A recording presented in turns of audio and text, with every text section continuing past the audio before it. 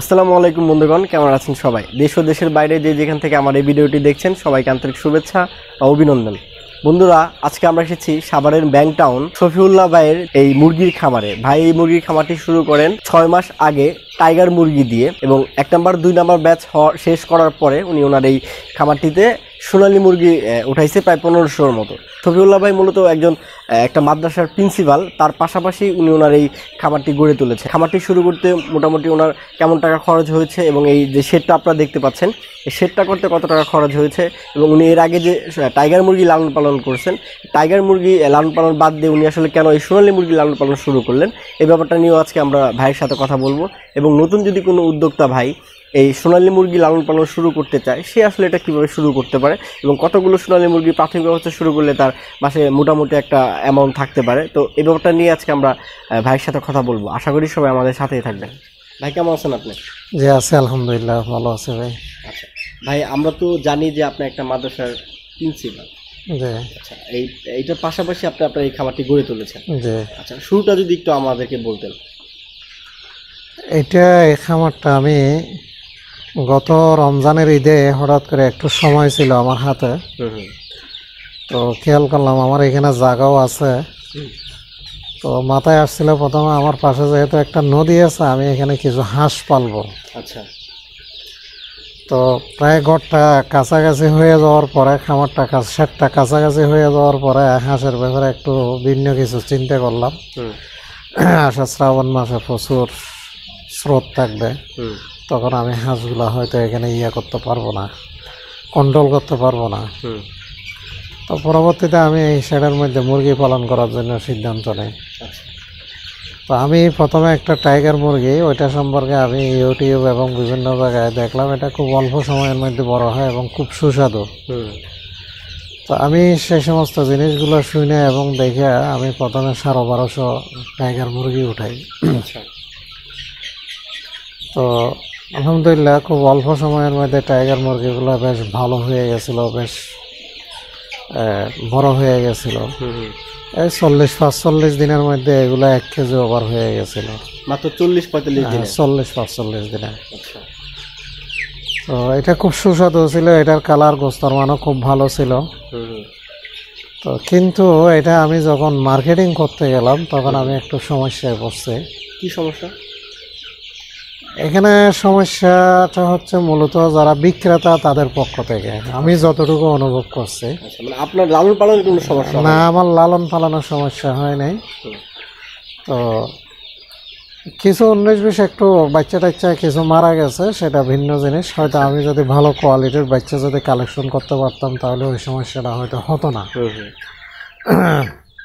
তো এখানে যেটা মূলত সমস্যা হচ্ছে বিক্রেতারা। এমনি সাধারণত আমরা লোকালি যাদের কাছে বিক্রি করছি, এরা এটা খাওয়ার পরে আমাদের কাছে আবার আসতে পারে, আরও দেন মুরগিটা খুব সুস্বাদু এই সেই। আমরা এতে বেশ অনুপ্রাণিত হয়েছি, কিন্তু এতগুলো মুরগি তো আর একসাথে খুচরা পর্যায়ে বিক্রি করা যায় না। এটা যারা বাজারে মুরগি ব্যবসায়ী তাদেরকে পাইকারিভাবে দিতে হয়। তো দিতে গিয়ে আমরা এই মার্কেটিংটার ব্যাপারে মানে খুব হয়রানির শিকার হয়ে গেছে। তো এটাকে ওরা বলে সেজু মুরগি বা এই সে, এটা চালায় না, মানুষ খায় না। তো আমরা অনেককে বলছি, আমি এটা তো ভাই এই টাইপের আপনারা খাওয়ান, আস্তে আস্তে এই জিনিসটার প্রতি আসেন। কারণ ব্রয়লার মুরগির চেয়ে তো এটার মান অনেক ভালো, এবং ব্রয়লার মুরগিটা মান ভালো, অনেক ভালো, অনেকটা দেশি মুরগি বলা যায় এটাকে। সোনালির চেয়ে এটা মজাদার, কিন্তু আমরা এটার মার্কেটটা খুব খারাপ হওয়ার কারণে পরবর্তীতে আর অল্প করে করছিলাম, পরে এটা আর করার জন্য আমরা উদ্যোগী হয়নি। এটা মার্কেটটা হওয়ার কারণে, মানে মার্কেটটা খুব খারাপ হওয়ার কারণে এখান থেকে মানে বিক্রি করতে সমস্যা হয়। তা আমি 2টা বেস করার পরে সিদ্ধান্ত নিয়েছি সোনালিটা ইদানিং অ্যাভেলেবেল চলতেছে মার্কেটের মধ্যে, সবাই খাচ্ছে, সমস্ত দোকানদাররাও খুব আগ্রহ করে নিচ্ছে। তো আমি যেহেতু এটা বাণিজ্যিক ভিত্তিতে করছি, কিছু লাভ করার জন্য করছি, সেই হিসেবে আমি এবার সোনালির উদ্যোগ নিয়েছি। সোনালি বাচ্চা উঠেছে, এবার আমি 1500 বাচ্চা উঠেছি। আচ্ছা, 1500 বাচ্চা উঠেছে। হ্যাঁ। এটা কতদিন আগে উঠান? এটা আজ থেকে প্রায়, আজকে হচ্ছে আপনার 28-29 তারিখ না? তো এটা আমি সম্ভবত 27 বা 24 বা 25 তারিখের দিকে গত মাসের, অর্থাৎ নভেম্বরের আমি 24-25 তারিখের দিকে এই বাচ্চাগুলো উঠেছিলাম।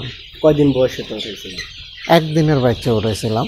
তার মানে অলমোস্ট আমরা যদি ধরি যে 30 দিনের মতো হয়েছে। হ্যাঁ, এখনো 31 দিন 32 দিন হচ্ছে আর কি। সোমবার দিন, আগামী সোমবার দিন এটা 35 দিন পুরা হবে। আচ্ছা, তো এটা তো আপনি একদিনের বাচ্চা নিয়ে আসছেন, একদিনের বোরিং করতে হয়েছে? হ্যাঁ, বোরিং করতে হয়েছে। বোরিংটা কিভাবে করলেন ভাই? বোরিং তো আসলে এখন একটু শীতের মৌসুম, একটু লম্বা সময় লাগছে। আমরা 18-19 দিন পর্যন্ত বোরিংটা করছি। আচ্ছা, ওইটা আমরা সিক গার্ড বানাইছি এবং সিক গার্ডের ব্যাসার্ধ ছিল বিন্দুর থেকে, অর্থাৎ পয়েন্ট থেকে 5 ফিট 5 ফিট, অর্থাৎ টোটাল এই বাউন্ডারি থেকে ওই বাউন্ডারি 10 ফিট, আর বাউন্ডারির থেকে ওই বাউন্ডারি 10 ফিট, এই ধরনের সিক গার্ড করছি। এবং সেখানে আমরা 600 পাওয়ারের লাইট দিছি। আচ্ছা, কয়টা লাইট দিছেন? ওইখানে আমরা 200 দিছি 2টা। আচ্ছা, আর 100 দিছি 2টা। আচ্ছা, তো এগুলা খুব লাগছে আর কি, শীতের দিন হওয়ার কারণে এটা সময়টা বেশি লাগছে। হ্যাঁ, সময়টা বেশি লাগছে এবং পর্যাপ্ত পরিমাণ তাপ সৃষ্টি করার জন্য মানে কারেন্টটা একটু বেশি লাগছে। তো এই আর কি, আমরা ওইখানে রাখছি এবং ওইখানে থাকাকালীন অবস্থায় আমরা এগুলোকে একটু বড় করছি। গাছ আবার ঠান্ডা হওয়ার কারণে বেশি মনে হচ্ছে ঠান্ডা লাগছে, একটু আবার চিপেছে। এইভাবে মানে জিনিসটা ম্যানেজমেন্টটা করতে একটু সবসময় মানে টেনশন করতে হয়েছে আর কি, মানে শীত হওয়ার কারণে। তো আলহামদুলিল্লাহ আমার বাচ্চা নষ্ট হয়নি।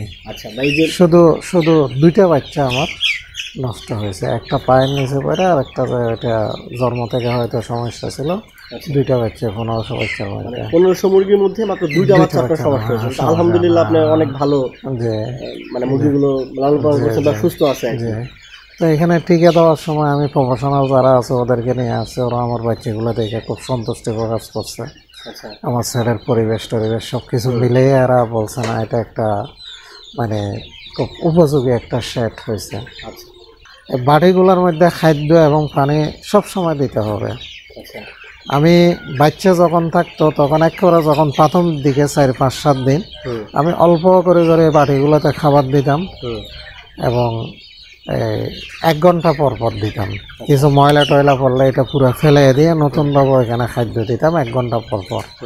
পরবর্তীতে এটা বোরিংয়ে যতদিন ছিল তখন মোটামুটি দৈনিক লাস্টের দিকে যায় 6 বার আমরা পুরো 24 ঘন্টাকে 6 ভাগে ভাগ করে প্রতি 3 ঘন্টা অন্তর অন্তর মানে পানি এবং খাদ্যগুলোকে আমরা পরিপাটি করে দিতাম। টুকটাক কিছু ওয়েস্টেজ থাকলে এগুলো আমরা ফেলে দিতাম, বাকি ফ্রেশ আমরা পানি এবং খাদ্য এভাবে দিতাম। এখন আমরা এটাকে 5 বার দিই 24 ঘন্টার মধ্যে। ওই রাত্রে 9টার দিকে দিই, আবার আমার লোকদেরকে আমি রাত্রে উঠে। ভাই, আপনি তো আসলে মূলত একজন আপনার মাদ্রাসার যে শিক্ষকতা, আমার মূল পেশা হচ্ছে শিক্ষকতা। আচ্ছা, এই শিক্ষকতার পাশাপাশি আসলে আপনি এই খামারটিতে সময় দেন কিভাবে? এটা আমার নিজের বাড়ির ভিতরে এই খামারটা। তো আসলে মেইন হয়েছে একটা খামারের জন্য মাথার মধ্যে একটা প্ল্যান থাকা। তো কোনো একজন মানুষ যদি প্ল্যান করে যদি কোনো কাজ করে এবং তার লোকজন যারা আছে তাদেরকে যদি সুন্দর ম্যানেজমেন্টের মাধ্যমে যদি পরিচালনা করতে পারে, তাহলে একজন ব্যক্তির পক্ষে 3-4টা কাজ করা সম্ভব। আপনি এখানে আসলে সময় দেন?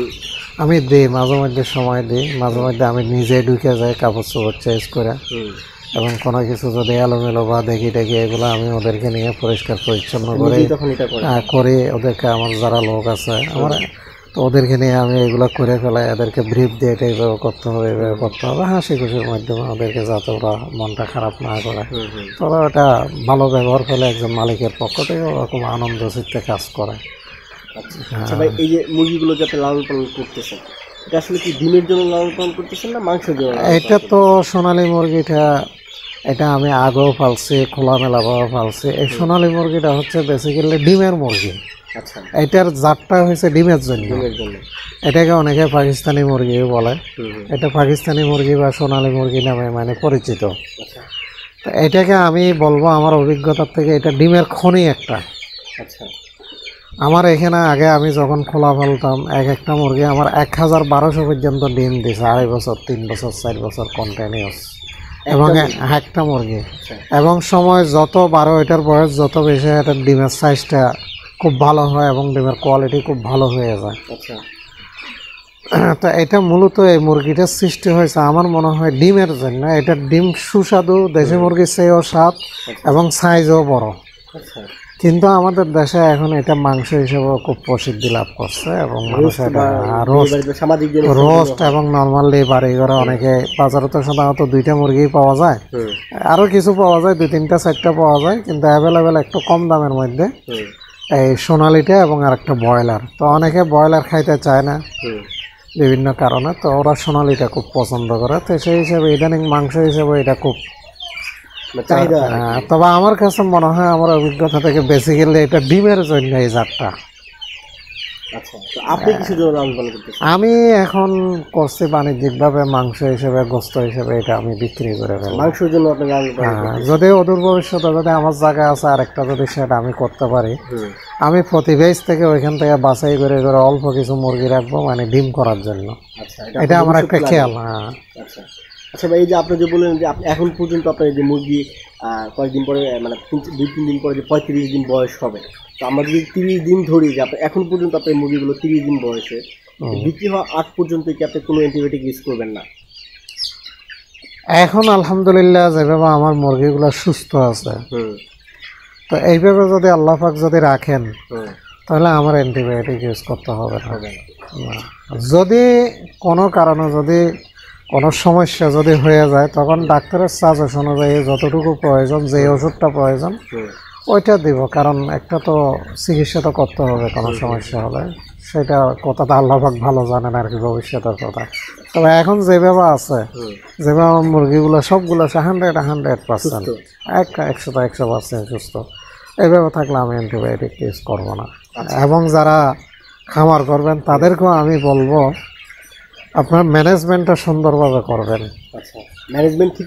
ম্যানেজমেন্ট ঠিক থাকলে ওষুধপত্র তেমন একটা প্রয়োজন হয় না ওই টিকাগুলো ছাড়া। আচ্ছা, আপনি তো টিকা দিয়েছেন? আমি 4টা টিকা দিয়ে দিছি। আমি প্রথম 4 দিনের মধ্যে একটা রানীক্ষেতের টিকা দিছি, 11-12 দিনের মাথায় গাম্বুরো টিকা দিছি। গাম্বুরোটা 500-র বেশি হলে সংখ্যা কোনো খামারে তখন দিতে হয়, না হয় এটা লাগে না। এরপর আবার 21-22 দিনের মাথায়, আবার 18 দিনের মাথায় আবার দিছে গাম্বুরো দ্বিতীয়টা। এরপর আমরা নর্মাল নিয়ম হচ্ছে 21-22-23 দিনের মধ্যে দেওয়া, এটা চোখের ড্রপ দিতে হয়। তো আমি একটু দিতে যে বন্ধ টন্ধগুলো পড়ে গেছে, টিকা কালেকশন করতে পারিনি, তো আমি এটা দিছি 27 দিন বয়সে। তো একটু বড় হয়ে গেলে ধরে চোখের মধ্যে ড্রপটা দিতে সময় ঝামেলা লাগে। এরপর আর চোখের ড্রপ হিসেবে টিকা হবে না, এরপর হবে এটা 2.5 মাস থেকে 3 মাসের ভিতরে এটাকে মাংসের ভিতরে পুশ করে, ইঞ্জেকশন পুশ করে এটা দিতে হয়। ওটা কি দিতে হয়? ওইটা রানীক্ষেতের দিতে হয় সাধারণত, আর অন্য কিছু তেমন একটা লাগে না। তবে আরও কিছু আছে যে কিছু অনেক সময় টিয়া হয়, বসন্ত টসন্ত হয়, কিছু গোটা হয়, ফক্স জাতীয়, এটাকে চিকেন ফক্স বলে। তো এগুলোর জন্য সাধারণত ঘর পরিপাটি রাখলে, নিচে সোফা টোফাগুলো পরিষ্কার পরিচ্ছন্ন রাখলে সাধারণত এটা হয় না। ভাই, এখন তো আপনি আপনার এই মুরগিগুলোকে স্টার্টার খাওয়াচ্ছেন? না, এখন আর দিচ্ছি না, এটা 28 দিনের পর আর দিই নাই। আচ্ছা, এখন তাহলে কি দিচ্ছেন? এখন আমরা গ্রয়ার খাদ্য দিচ্ছি। এটা কি বিক্রি হওয়ার আগ পর্যন্ত চলবে? হ্যাঁ, এটা একেবারে ডিম আসার 4 সপ্তাহ আগে এই খাদ্যটা চেঞ্জ হবে ডিমের। আমি তো মাংসের জন্য করতেছেন? আমি তো এটা 55 দিন বা 60 দিনের মধ্যে আমি এটা সেল করে ফেলবো। আচ্ছা, তো এটা সাধারণত 20 সপ্তাহের মধ্যে, এটা 16 সপ্তাহ থেকে 18 সপ্তাহের মধ্যে এটা ডিম দেয়। আচ্ছা, তো এটা যদি এভাবে যদি 14 সপ্তাহ যদি চলে, তাহলে ওইটাকে তখন দিতে হবে লেয়ার, অর্থাৎ ডিম তার ভিতরে গ্রোথ হওয়ার জন্য ওই খাদ্যটা দিতে হবে, লেয়ার 1, লেয়ার 2। আচ্ছা, তো এই মুরগিগুলো বিক্রি হওয়ার আগ পর্যন্ত কত গ্রাম করে হবে এবং কতদিন পরে আপনি এটা বিক্রি করবেন? আমার এটা তো সাধারণত 55 দিনের মধ্যে এটা যে বাজারে যে মানের 800 থেকে 850 গড়ে, আচ্ছা, ওইরকম হয়ে যাওয়ার কথা। তবে শীতের কারণে হয়তো 3-4টা দিন হয়তো আর একটু সময় নিতে পারে, শীতের দিনে একটু শীতের চাপের কারণে একটু হয় আর কি। আচ্ছা ভাই, এই যে আপনার এই মুরগিগুলো প্রথম দিন থেকে শুরু করে বিক্রি হওয়া আগ পর্যন্ত আপনার এই মুরগির পিছনে খরচটা কেমন যাবে? তো আমার এই 1500 মুরগির ব্যাপারে আমার যেটা বাজেট প্রক্সিমেট যেটা আইডিয়া, সেটা হচ্ছে আমার এখানে 3000 কেজি এগুলোর জন্য খাদ্য লাগবে, অর্থাৎ 60 বস্তা। আচ্ছা, 60 বস্তা খাদ্যর দাম আছে ভালো জাতের ব্র্যান্ডের কোম্পানির 1,20,000 টাকা। আচ্ছা, তো এই বাচ্চা কিনা পড়ছে আমার 45,000 টাকা। আচ্ছা, তো 1,20,000 আর 45 হচ্ছে 1,65,000। তারপর এইখানে আরও অন্য কিছু খরচ আছে, যেমন টিকাগুলোর খরচ আছে। তারপর সাধারণত আরও কিছু প্রথম অবস্থায় যে ভিটামিন ই, তারপর এসে এগুলো সব মিলে এগুলো টিকা এবং চার্জ সহ সব কিছু সহ 5,000 টাকা একটা বাজার, 70,000, 1,70,000। এরপরে এই যে নিচে যে আমরা সোফাগুলো দিচ্ছি, এখানে আপনি ধরতে পারেন প্রায় 4,000 টাকা, তাহলে 1,74,000 টাকা। এরপর আপনার এখন শীতের কারণে আমাদের মানে কারেন্টটা বেশি ইউজ করতে হচ্ছে, রাত্রে অনেক তাপ সৃষ্টি করতে হয়। ন্যূনতম মানে 28 ডিগ্রি থেকে 32 ডিগ্রির মধ্যে মুরগিগুলো খুব ভালো থাকে। 28 ডিগ্রি থেকে 32 ডিগ্রি এটা হচ্ছে মুরগির জন্য একটা উপযুক্ত মানে তাপমাত্রা। এটা বেশি হলে আপনাকে কমানোর ব্যবস্থা করতে হবে, আর যদি কম থাকে তাহলে এটা বেশি করতে হবে। এটা হচ্ছে আপনার 20 দিন পর্যন্ত, 20 দিনের আগে তাপমাত্রা আরও বেশি লাগে। ওটা 33-এর উপরে থাকতে হবে 20 দিন পর্যন্ত। তো এই তাপমাত্রাটা শীতের দিনে সৃষ্টি করে রাখার জন্য আমাদের এখন কারেন্টটা বেশি ইউজ করতে হচ্ছে। তো কারেন্টের বিল আপনি মনে করেন প্রায় 6,000 টাকা এখন এই সময়ের জন্য। অন্য সময় হলে এটা 1,500 টাকা হয়ে যাবে। তাহলে যদি আমরা 6,000 টাকা ধরি তাহলে 1,80,000।